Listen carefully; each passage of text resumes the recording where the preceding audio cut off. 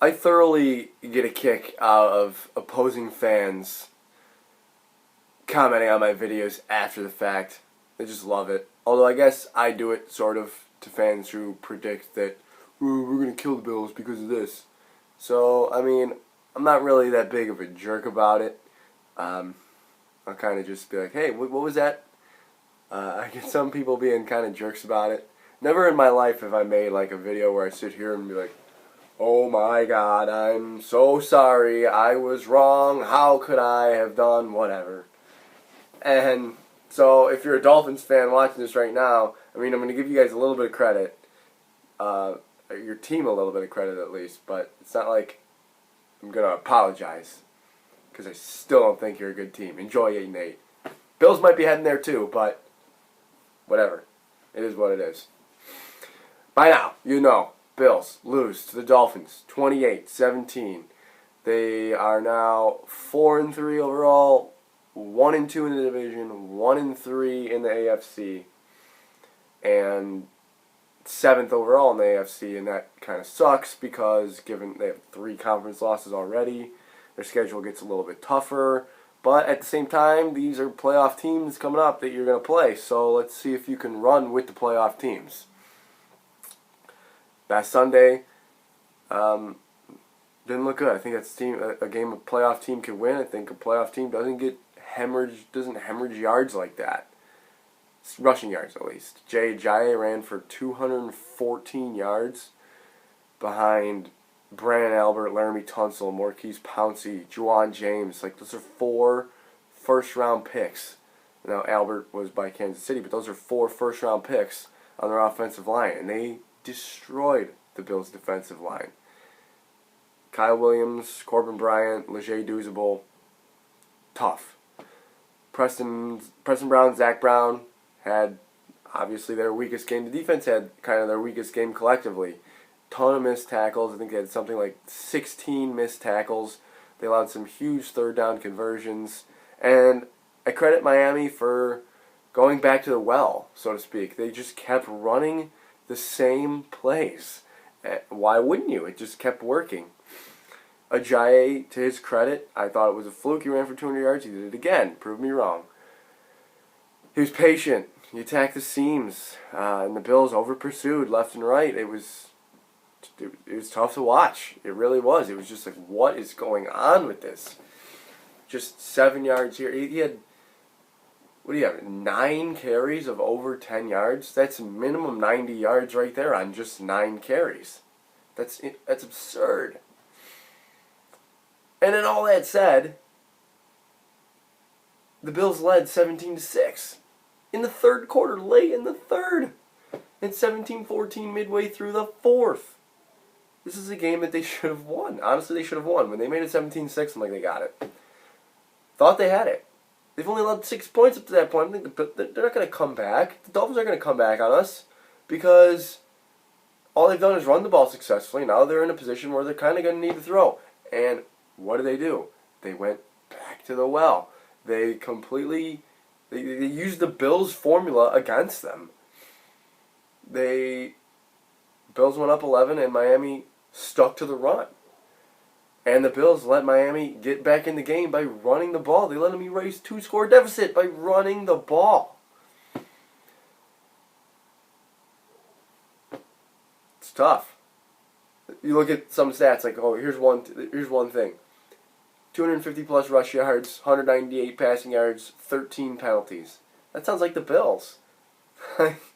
That's what I mean. The Dolphins used the Bills formula against them.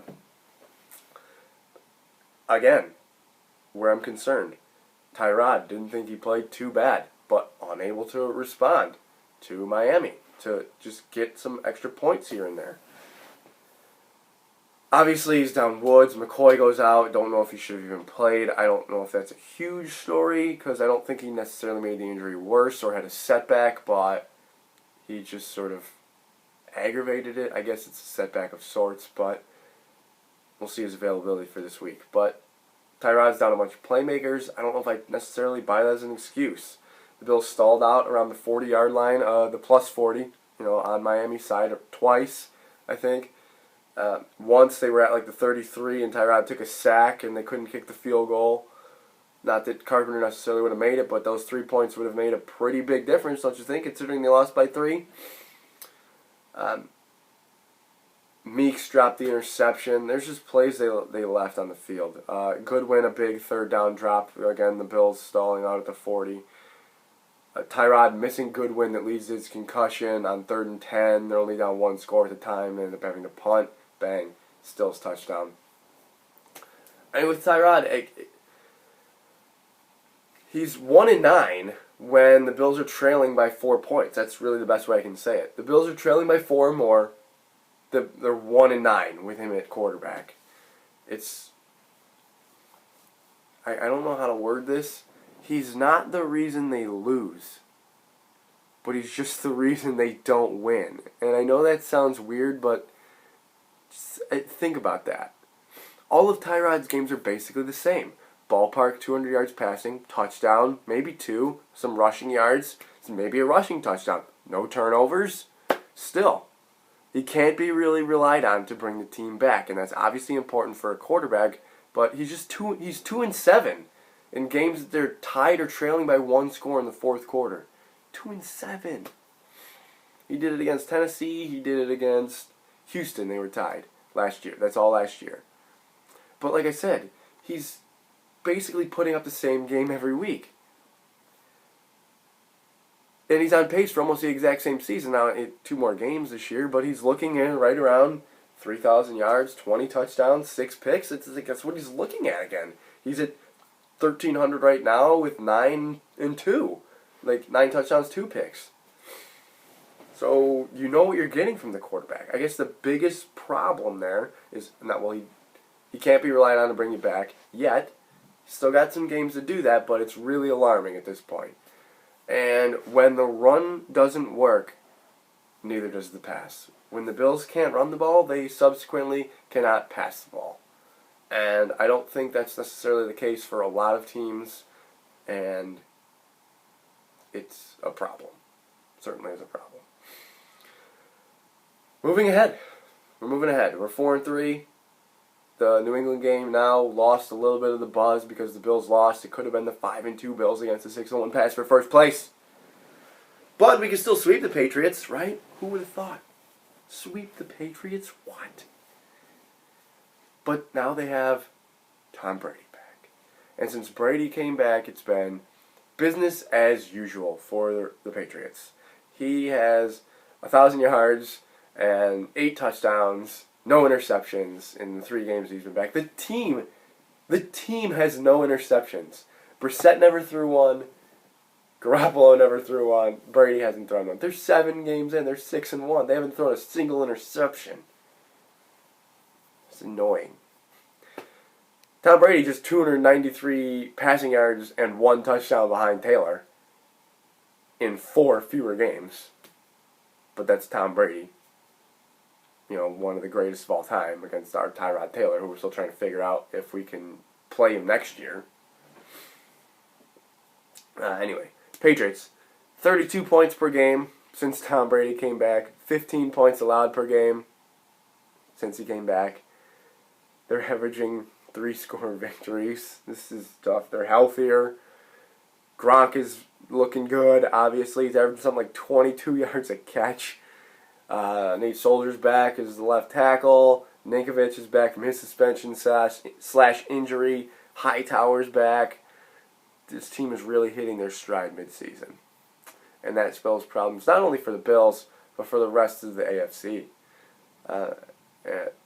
In the AFC East at least, they already have a 2-game lead in the loss column. So with Tom Brady, are the Bills really going to catch? They're really going to catch the Patriots? I would think probably not. Even Rex Ryan today said, we're going to have a tough time catching them, especially if we lose this Sunday. What's interesting about the Patriots? Here's an interesting stat, I guess. Only tight ends and running backs have scored touchdowns since Tom Brady came back. While we're on the Tom Brady's back thing, only Bennett, Gronk, Blunt, and James White have scored touchdowns. No Edelman, no Amendola, no Chris Hogan, That gives you something to look at, maybe something to defend. Can you stop it? Nobody has thus far. But that's the Browns, the Bengals. That game got ugly.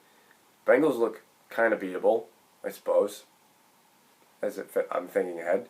I'm basically wondering because I'm traveling to Cincinnati for that game. So, obviously, I'd like to see the Bills win that. So here I am talking about how Cincinnati's beatable. New England this week. We don't think New England's really that beatable. I guess that would be the thing. And then we have Seattle at Seattle on Monday night in prime time, and it's just like, oh, are we staring at 4-5? It's very realistic that we could be. Stealing one of these games, pretty important. Some plus sides. The Bills are going to get Marcel Darius back. He says he's playing. Cool. They probably could have used him last week. He might have made a little bit of a difference. Don't know if they still would have won the game, but he might have made a difference. Robert Woods looks like he could come back this week. Maybe McCoy. They sound kind of optimistic on both. Even though McCoy didn't practice Wednesday, Woods was a limited participant. That's a good sign for Woods. I don't know about McCoy, but they make it seem like like I said, he didn't suffer a setback. He was just like, yeah, I'm feeling a little bit of pain, and they were like, stop, I need you, okay. So maybe he'll play. Hopefully you get Aaron Williams. Took that vicious hit from Jarvis Landry, to say the least. Don't know how he didn't sustain a concussion. One thing I guess I'll say about Aaron Williams, and I'm not criticizing him at all, literally at all, because I think we need him out there this week bad. Otherwise I think Tom Brady's going to attack Meeks, attack Blanton, or Duke Williams, or whoever's out there, he's going to attack him. I'm not saying Aaron Williams is fine by any means. Oh my God, wouldn't want that to happen to me. I don't know how he didn't sustain a concussion. He might have had a neck injury. Aaron Williams has the tendency to, I don't know, I really don't want to criticize him because I like him. I really do. And I don't think I'm criticizing him. He just sort of makes the story seem more like heroic. I don't want to do that. Not that he's selling it. I really don't know how to word this. He acts like kind of a diva sometimes, but not necessarily in a bad way. He's the leader of that defense. It's just, and maybe it's sort of like a motivational thing for him, for guys around him, to maybe get that media attention, to build himself up. That's fine. I don't care that he treats it that way. I really don't. So I'm just saying maybe I'm more optimistic for him to be able to play, is all. Anyway. Sorry, I just took a whole minute to get that out.